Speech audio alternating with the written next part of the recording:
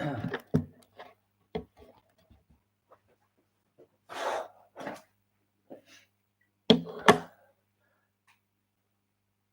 evening. I hope you've had a fruitful day. I do not say happy, though I hope it has been happy. Namo tassa bhagavato arahato samma sambuddhassa. Namo tassa bhagavato arahato samma sambuddhassa. Namo tassa bhagavato arahato samma sambuddhassa. Homage to the Buddha, the blessed, noble, and fully self-awakened one. A bit cold these days, the temperatures dropped a wee bit. Right, hold on now.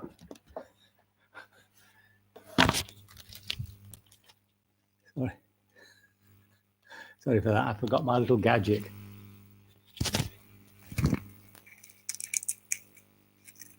Messing me about now. Okay.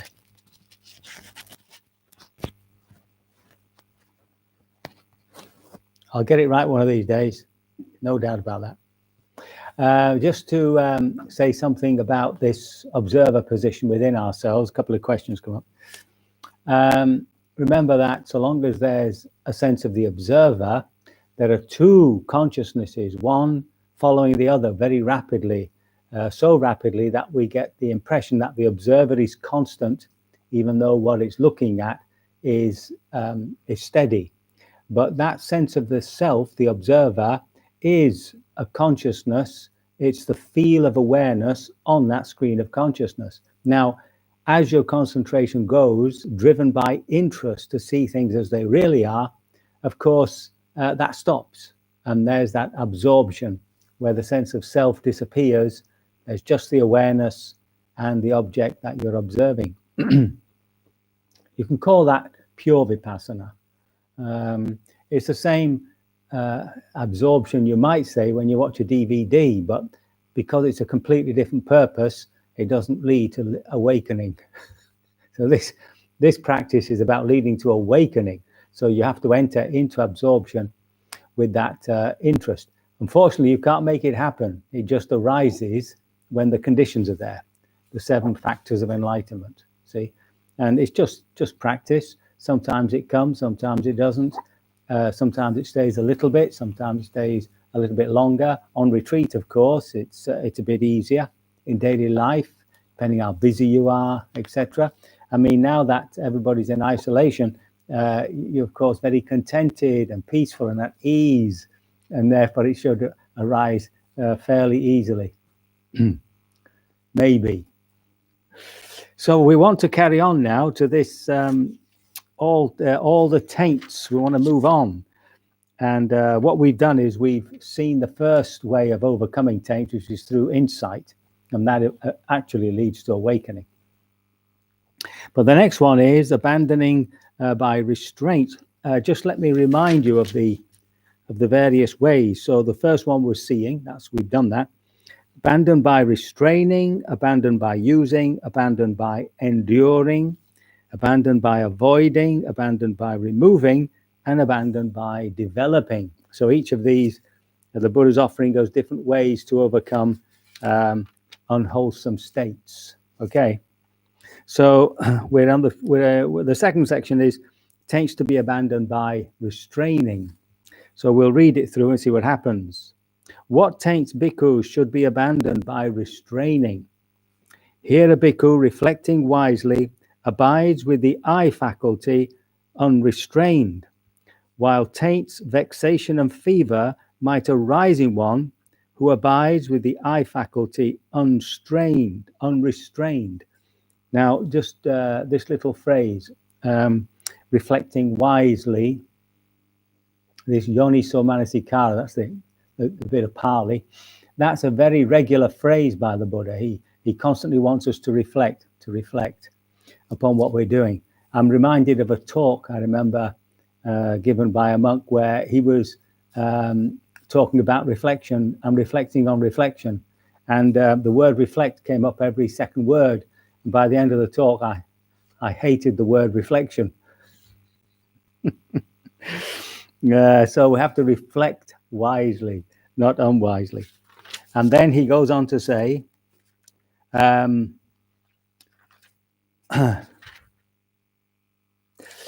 are no taints, vexation, or fever in one who abides with the eye faculty restrained. There's no taints, vexation, no discontent,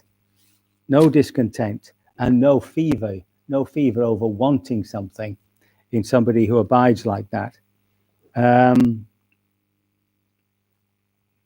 And then, of course, he goes through the other ones, the ear faculty restrained, the nose faculty restrained, etc., etc. Now, if we just go back to the eye restraint, we're a very visual society. If we think of our grandparents, they would have had the radio. There wouldn't have been much to excite the eye, no screens. And their sense of hearing, I think, would have been better than ours, because just from the sound of a voice on a radio, you'd have to, you'd be able to tell what sort of person that was. The voice is telling you a lot about the person. I get a feeling that we've lost all that because we've become so visual.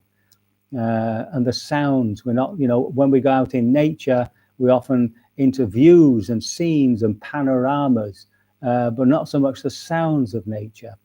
And that's something that the Buddha's talking about. Restraint, of course, it's basically looking at what we're looking at. So remember, every time you look at something, that's an act of intention. An act of attention is an act of intention. Whether we're aware of that or not, there's a moment when we intend. Normally, we don't notice these things because they're habitual. It's only when you're forced to look at something that you don't want to look at that you might recognize that a decision has to be made. So within any act of seeing, smelling, touching, anything like that, there's always a moment of impulsion. There's always a moment of a decision and a actualization, the will. And that's conditioning. That's conditioning. One example I have mentioned, which my favorite example, was that sometime in the 80s, there was a loss of confidence in the billboards. And the people who owned them wanted to prove, in fact, that they did have a big effect on people. So they put up a big poster advertising this new perfume. I can't remember what it was called, but it had a sort of an Australian hat on it, with the corks hanging down, stop the flies, and that, in the outback, sort of attacking you. And it was given a sort of a funny name. And what happened was, of course, there was a huge demand for this new perfume, and they proved that they had an effect. So just consider you're on a bus, and you're just looking around. You're not really being fully aware, and your eye wanders outside the window, or you're constantly looking out of the window, and your eye hits this perfume, and you think, well, I've got to have that. And it's just part of that conditioning. So once we accept that wherever we put an attention, that's conditioning us, right? And that's what the Buddha means by restraint. So when people go on retreat, especially a Mahasi retreat, the idea is to restrain your senses. So we stop talking to each other so that we can hear the inner dialogue more clearly. We stop looking around so much so that we can see how impelled we are to see, to look. Here at Satipanya, of course, we've got things like sheep and cows and a pheasant. We've had a pheasant recently. We've actually got a duck on the pond, believe it or not. And she's hidden in the top there, just underneath the Parinibbana Buddha, the Buddha in his death posture. And they say there's 3 ducks. She's attracted 3 ducks. I haven't seen them personally, but there she is. And so, there's, you know, as soon as you hear a quack or a beat or something, like now we've got these little lambs jumping around the place, and you want to look, you see, you want to look. Now, on a retreat, that would be distracting. I mean, you know, I'm living here as I am. I do actually watch the lambs gambling and all that sort of stuff. But on retreat, you want to restrain the sight because you want to look inward, right? We're trying to see on retreat how the mind works. Now, that's the same when you're sitting. That's why we close our eyes. Some people like to have them just ever so slightly open, like in Zen. It doesn't matter. The point is you're not looking around, so you can see inwardly. You've not got music going on. You're trying to be silent so you can hear the inner voice, the inner sounds that are in the body, and so on. So this restraint also, of course, is to do with greed and all that sort of stuff. You know, like you're walking through town and you're looking around, and suddenly you see this. You see the signs. Let me just read the what it says here. Restraint. Here we go.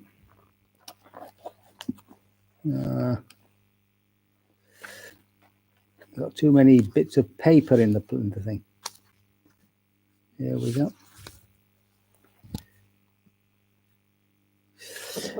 So there's another discourse called the simile of the elephant's footprint.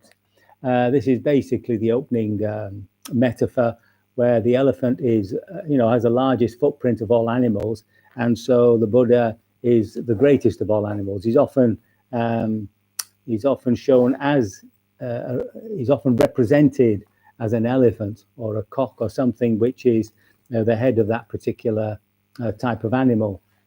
Anyway, this is what he says. This is a bit more detailed about seeing. On seeing form with the eye, he does not grasp at its sign and features. So a sign would be the distinctive qualities, and the features would be the other bits that come up when you look a bit more closely. So an obvious case is walking through town, seeing a coffee shop. Now, you see it, and of course, that's the sign. Whatever it is, there's a sign of the thing, whether it's Nero's or whatever. And that's your sign. And then you've got to, if you're right aware and you know you shouldn't be nipping in there to get a coffee, then you sort of avert your gaze, you see. But more often than not, we hang around there and visions of Danish pastries and other delights begin to invade the mind. And even though you've made a very fierce decision that you won't be nipping into the coffee shop, you find yourself sitting there wondering how you got to that place. And this is what happens when something grabs you. So what he's saying is that if we maintain a sharp awareness, just an awakenedness, we'd catch the sign, we'd catch the desire that comes up with it, and we'd be able to let it go. So since he left the eye faculty unguarded, evil, unwholesome states of covetousness and grief might invade him. So covetousness and grief are just another way of saying desiring or wanting and not wanting, aversion. And he practices the way of restraint. He guards the eye faculty. He undertakes the restraint of the eye faculty. And then he goes through all the other senses, of course, and finally, cognizing a mind object with the mind, he does not grasp its signs and features. So something might come up in the mind where, this happens in meditation, obviously, where you remember something, and before you know it, you're planning your holiday. You're off to not at the moment anyway, but normally speaking, you'd be off to Timbuktu or somewhere in your mind, and then you sort of wake up, and what's happened is the first sign has come up, some idea that you've seen in a magazine or something, or on the old screen, and you've gone into it. And before you know it, you're planning your holiday. So if we're aware and we catch that first image, we should be able to stop it there, you see, or at least make a decision that we won't indulge it. There's nothing wrong, obviously, with going on holiday, and there's nothing wrong with planning a holiday. It's just the fantasies that arise with it often create future disappointment, you know, where you expected sun and beaches is drenching with rain. So, and then of course he carries on, since he left the mind faculty unguarded, evil and wholesome states of covetousness and grief might invade him. So he practices this way of restraint. And he guards the mind faculty. He undertakes the restraint of the mind faculty.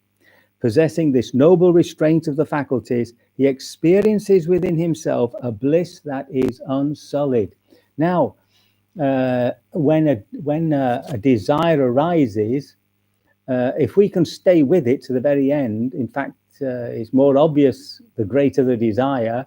If you can stay with it to the very end of that feeling, without, of course, indulging it, you're there with the wanting, and you wait for it completely end, then you get that sense of release. You get that sense of being released from this obsessive desire. And with it, there arises this contentment, and that's blissful.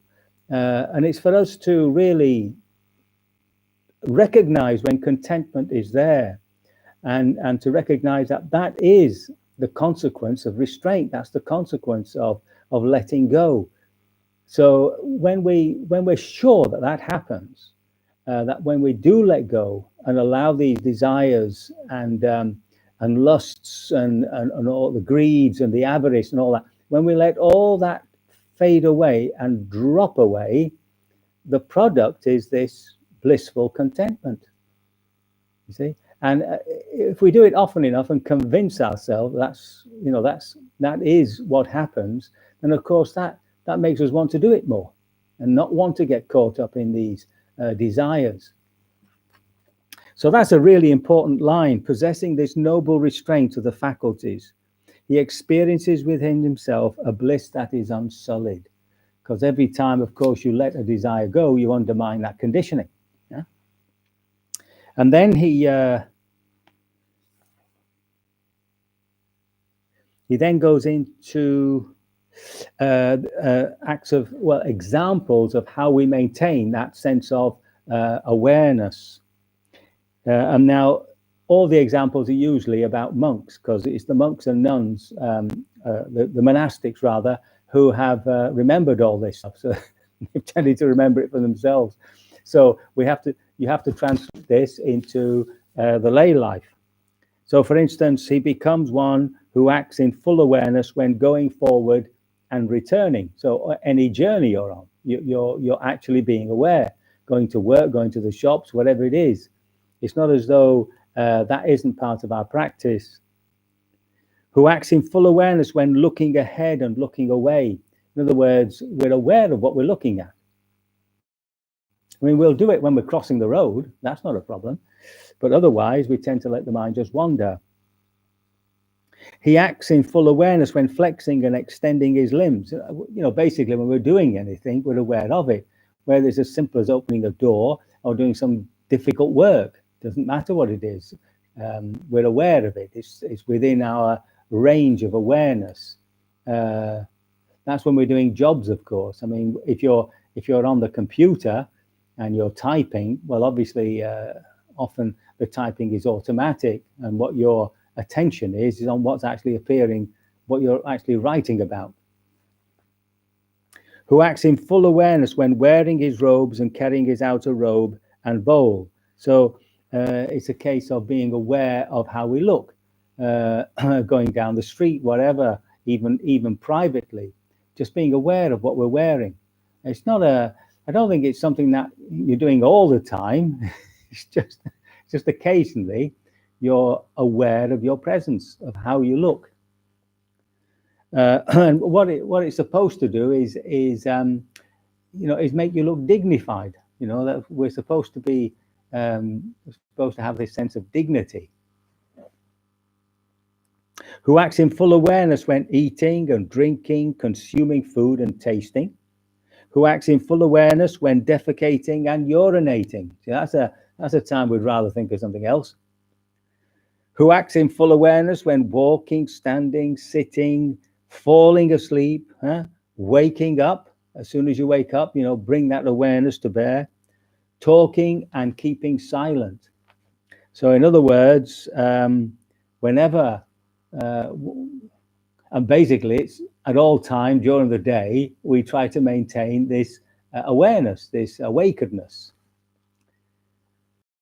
Possessing this aggregate of noble virtue, so this collection of noble virtue, this noble restraint of faculties, and possessing this noble mindfulness and full awareness, he resorts to a secluded resting place, the forest, the root of a tree, a mountain, a ravine, a hillside cave, a charnel ground, a jungle thicket, an open space, a heap of straw.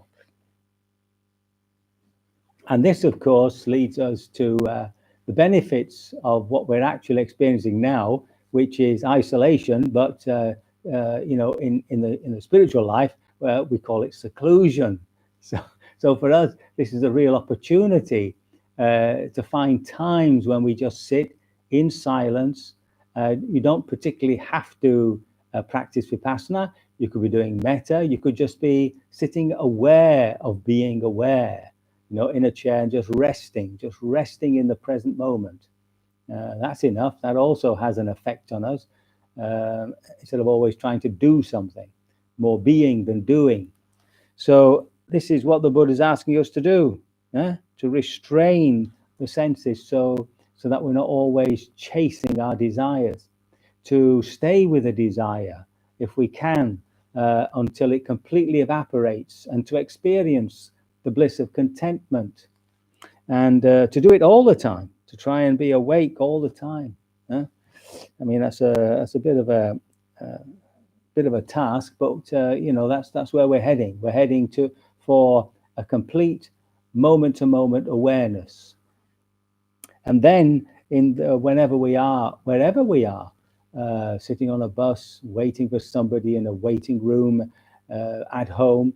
There are these lovely moments of stillness, where we've gone to the forest, to the jungle thicket, an open space, a heap of straw. So that gives us some idea of using restraint to guard our senses and to maintain mindfulness. So I can only hope my words have been of some assistance and that I've not created too much confusion. And I think it's time now for us to practice.